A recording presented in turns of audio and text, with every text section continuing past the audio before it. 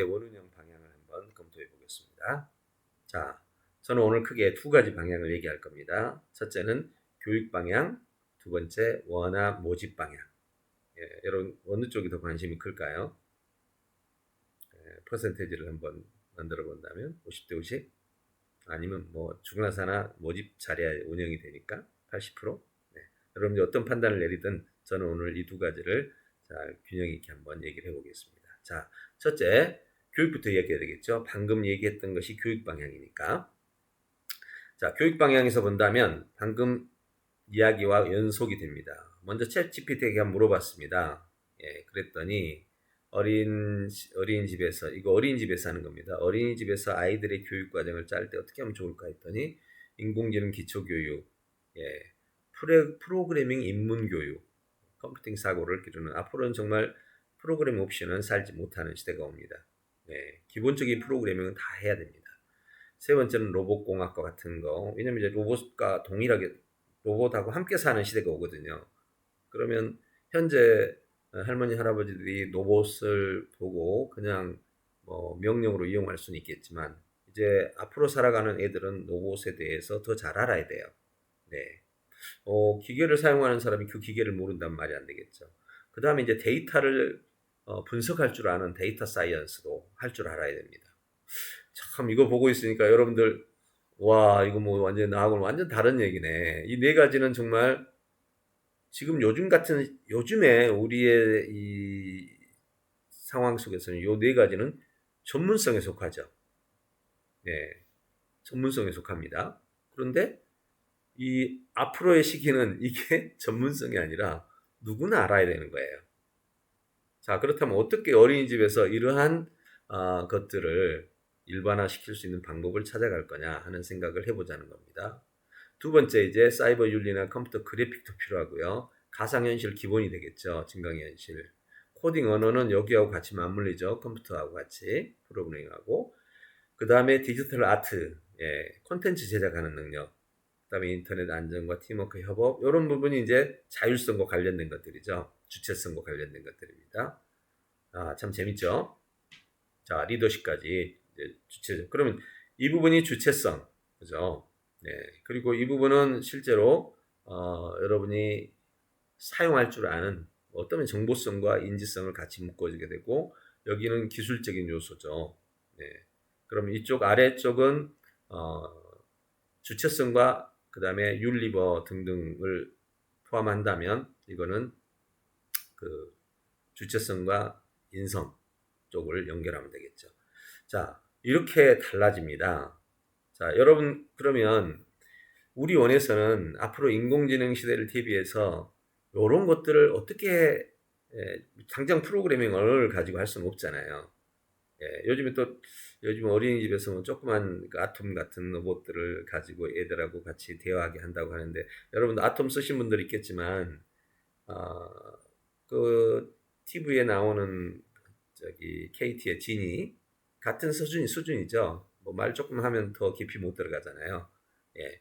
데이터 사이언스는 어떤 식으로 데이터를 갖다 놓고 할 수는 없잖아요. 근데 어릴 때부터 데이터 사이언스를 나도 모르게 훈련할 수 있도록 나도 모르게 훈련, 컴퓨터 그래픽도 나도 모르게 그냥 자연스럽게 훈련이 되도록 요렇게 하는 요것들이 여러분들이 앞으로 어린이집에서 부모들에게 우리는 이렇게 준비하고 있습니다. AI 시대를 요렇게 얘기할 수 있다는 거죠. 저는 이제 저의 얘기를 한번 얘기를 해보겠습니다. 자, 저는 AI 시대의 원화 교육 방향을 이렇게 정리를 해봅니다. 자, 지금부터 나눈 얘기 잘 한번 생각해 봅시다. 첫째, 인간의 역량의 전체성, 인간 역량의 전체상. 요거는 그림으로 아까 한번 봤죠? 네, 요겁니다. 이 네 가지가 전체상이에요. 요 네 가지 중에 하나라도 빠뜨리지 않고 균형 있게 다룰 수 있도록 하는 거. 그래서 이거를 어떻게 균형 있게 다룰까? 그래서 구성도를 저는 하나 가지고 있는데, 지식의 분류 체계는요, 굉장히 잘 되어 있습니다. 지식의 분류 체계는 지금 여러분 하나만 예를 들어 보겠습니다. 듣기를 한다. 그러면 어떻게 하나요? 경청함의 듣기, 집중함의 듣기, 그 다음에 존중함의 듣기, 뭐 이렇게 항목이 나눠져 있잖아요. 이 항목을 가지고 또 하위로 나누죠. 경청하며 듣기는 상대방을 눈을 보며 듣기, 이렇게 정확하게 듣기, 이런 식으로 나눠져 있단 말이에요. 그래서 지식 체계는 어마어마한 분류 체계를 가지고 있고, 그것이 교육부의 하나의 시스템으로 되어 있고, 그걸로 평가를 하게 됩니다. 그런데 최근에 우리 인류는 역량 교육으로 돌아섰단 말이에요. 역량 교육으로 돌아섰다면 역량도 분류 체계가 있어야 맞겠죠. 자, 분류 체계 어떻게 하는지 한번 볼까요? 자, 여러분 아까 우리 컴퓨터 하드웨어를 나눌 때 어떻게 했어요? 컴퓨터를 나눌 때 컴퓨터 어떻게 나눴나요? 자, 첫째 하드웨어, 소프트웨어, 그렇죠? 이렇게 나눴죠. 자, 하드웨어는 다시 어떻게 나눴나요? 입력, 처리, 출력 이렇게 나눴죠. 또 입력, 처리, 출력에서 입력은 어떻게 나누나요? 자, 입력은 여기까지만 합시다. 입력. 자, 입력 뭘로 해요? 키보드. 그 다음에 마우스도 클릭하는 거니 마우스 되겠죠. 또 음성도 되겠죠. 마이크. 자, 제가 지금 무슨 얘기 하는지 알죠? 컴퓨터를 잘 들으십시오. 컴퓨터를 분석할 때 하드웨어가 소프트웨어 나누고, 하드웨어는 이렇게 나누고, 입력은 다시 또 나누고, 키보드도 또 나눌 수 있고, 마우스도 또 나눌 수 있죠. 이거 역량이잖아요. 역량을 이렇게 처리하는 겁니다. 자, 처리도 나눌 수 있겠는데 우선 잘 보세요. 그러면 내 컴퓨터가 단가를 계산할 때 내 컴퓨터가 200만 원짜리다. 그럼 뭐가 좋다는 소리예요? 요런 것들이 하나하나가 좋고, 처리하는 CPU도 좋고, 출력하는 화면 디스플레이라든지 또 음성으로 들려준다든지 스피커라든지 등등, 이 모든 것이 좋다는 거죠. 이게 기술이 뛰어나거나 도구가 좋다는 거예요. 그래서 여러분 비싼 값을 지불하는 거예요. 자, 제 얘기 이해 가시죠? 자, 그러면 잘 보세요. 인간의 역량은 어떻게 나눠요? 인간의 역량도 마찬가지로 몸이 있고, 그죠? 소프트웨어, 정신이 있고, 자, 몸에는 또 입력 기능인 오감이 있고, 근데 오감 중에 하나가 좀 문제가 있네. 청력이 문제가 있네. 자, 출력을 하려고 하는데 소리를 못 내네. 출력을 하려고 하는데 손동작으로 내 의사를 표현을 못하네. 음성, 눈빛, 그죠? 표정, 이런 게 다 출력의 한 양식이잖아요. 그림을 못 그리네. 잘 보세요. 자, 이것들의 수준이 높으면 하드웨어 값이 비싸지죠. 그죠? 자, 우리 몸값은 어떻게 되죠? 우리 몸값은 내가 직장에 취업을 하는데, 입력 작업을 하는, 뭔가 입력을 한다라는 것은 내 몸에다가 입력이 되니까 오감에 관한 영역인데, 오감 중에 어떤 기능들이 문제가 있네요. 그럼 당연히 나의 몸값이 어때요? 낮아지겠죠. 이제 더 많이 문제가 생기면 장애인이 되겠죠. 자, 역량에 대해서 진짜 여러분들 와닿나요? 특별히 처리 부분에 있어서는 이거는 정보가 들어왔을 때 얘가 CPU에서 계산을 하고 들어가잖아요. 물론 CPU를 다시 세부적으로 나눠야 되겠지만 어쨌든 CPU 하나로 우리는 얘기를 할 수 있습니다. 그 CPU 안에는 다시 세부적으로 이제 기능별로 나눠집니다. 자, CPU가 낮아요. 우리가 다른 말로는 지능이에요. 그럼 다른 말 조금 더 학문적으로 하면 인지 능력이라고 그래요. 인지 능력은 다시 또 이해하는, 읽어내는 능력 또는 받아들이는 능력이란 말이에요. 자, 이렇게 역량도 분류가 있다 없다? 있죠. 분류가 없다면 어떻게 되겠어요? 컴퓨터도 분류가 있는데 이 컴퓨터에 분류가 있는 것처럼 있는 거예요. 시간 계산을 우리가 10시까지 해놨는데요. 성급하신 분은 중간에 이렇게 나가셔도 어쩔 수 없지만 어쨌든 10시까지 계산을 해놨습니다.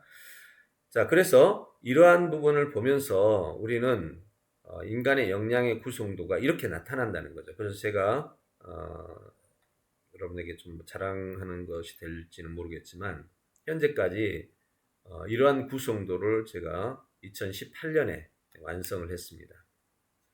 이 구성도는 현재 주체 역량과 아까 크게 나눈 네 가지 있죠. 주체 역량, 인지 역량, 그다음에 정보 역량, 그리고 관계 역량, 이렇게 네 가지로 나누고 하위로 나눠서 이렇게 만들었고요. 인천교육청에서도 이 분류 역량들을 같이 사용하고 앞으로 이제 인류적 관점에서 분류 역량을 사용할 예정인데요. 어쨌든 인간 역량의 구성도를 가지고 이제 우리는 생각을 해볼 수 있습니다. 자, 잘 보세요. 만약에 이 역량의 구성도가 있는데요. 이렇게 하면 어떨까요? 자, 우리 아이는 왜 그 이해를 잘 못할까? 그러면 이해 역량이죠. 그럼 여기서 인지 역량에서 정보 이해 역량이에요. 정보 이해는 상황 이해, 대화 이해, 문장 이해 세 개로 나눠집니다. 근데 우리 아이는 이해가 안 좋다 그러면 이 셋 중에 눈치는 빨라. 그럼 상황 이해죠. 이건 잘 돼. 그러면 대화 이해.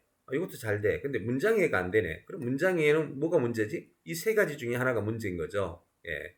개요를 어떻게 찾아낼 수 있느냐, 핵심을 잘 찾아낼 수 있느냐, 구성을 잘 찾아내. 요 셋 중에 셋 다 하거나 못 하거나 아니면 하나를 못 하거나 이런 거거든요.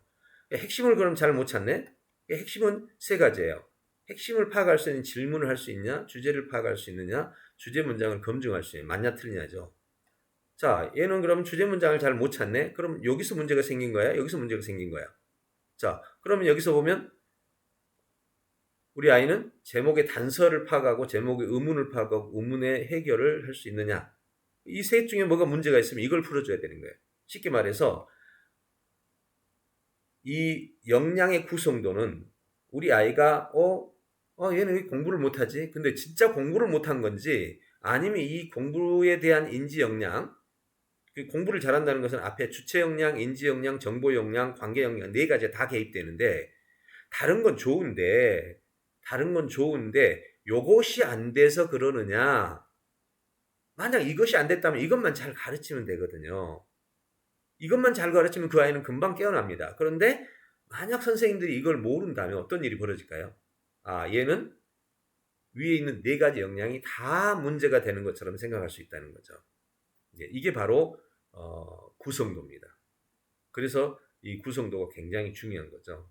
제가 이걸 개발하고 사실 손정희 회장이라든지 빌 게이츠한테 이거 편지를 몇 번 썼다가 지웠다가 하면서 이걸 국제적으로 가 말어 하다가 제가 말았는데 우리가 직접 하려고 말았는데 이제 앞으로 저희가 이걸 진행을 할 예정입니다.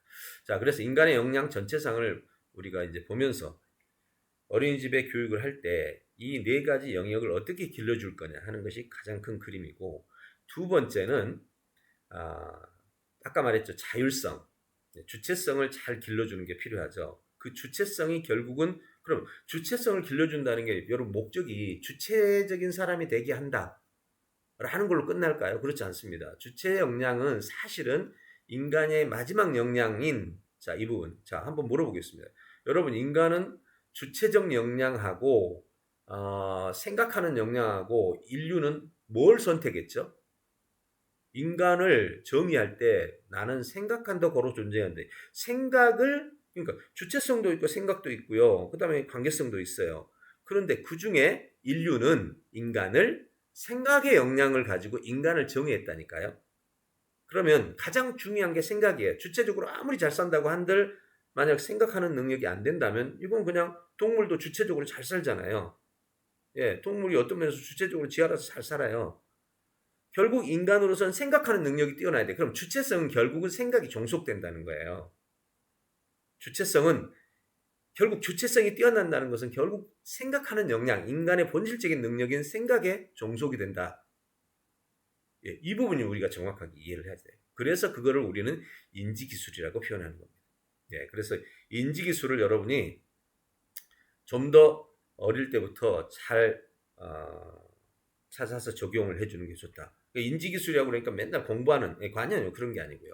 인지 역량을 기르는데 필요한 어떤 정보들을 같이 다양한 여러 가지 조건들을 가지고 만들어 간다는 뜻입니다. 그래서 아마 이제 그런 것들이 교육 과정에 다 녹아 있겠죠. 자, 그래서 인지를 개발시키는 것을 위해서 주체성을 개발하고 관계성을 개발하고, 어떤 사람은 이렇게 관계성이 더 중요하지 이렇게 하는 말도 있어요. 근데 인류의 정의 자체가 생각하는 능력이 인간의 정의이기 때문에 이렇게 비교하면 이걸 뭐 부재증명이라고 그러는데, 자, 인간의 생각하는 능력이 중요해, 관계하는 능력이 중요해, 이렇게 물었을 때 여러분 뭐라고 할까요? 한국 사람은 관계성을 중요시 여기는 사람 되게 많아요. 근데 사실 부재증명으로 해보면 그게 아닙니다. 만약에 생각하는 능력이 그냥 제로로 만들어 보세요. 그럼 이건 동물이죠. 동물도 생각하는 능력이 있는데요. 예, 굉장히 중요한 겁니다. 그래서 인지 능력이라는 것은 한 사람의 인간을 만들어주는 길인데, 인지 능력이 된 사람은 관계 능력을 찾아갑니다. 쉽게 말해서요. 내가 이 일을 하는데 관계성이 있어야 이 일을 잘할 수 있구나. 그래서 내가 관계성을 개발해야지. 그래서 나의 관계성을 개발한다니까, 인지 능력이 있는 사람은. 근데요, 인지 능력이 없는 사람은요, 관계 능력이 좋다고 해봅시다. 그건 동물적 관계성이에요. 생각하는 관계성이 아니란 말이에요. 결국 인격이란 게 뭡니까? 인격과 성격이 있는데, 성격은 그냥 생각 없이 사는 패턴이고, 인격은 생각을 하면서 사는, 즉 생각하면서 인간과 관계를 맺는 거란 말이에요. 자, 그래서 이것이 바로 인지 설계 기술이다. 그 다음에 이제 생성 AI 도구를 어떻게 활용할 거냐 하는 것을 이제부터 얘기를 하도록 하겠습니다. 자, 그럼 이제 생각하는 이야기에 대해서 잠시 나누죠.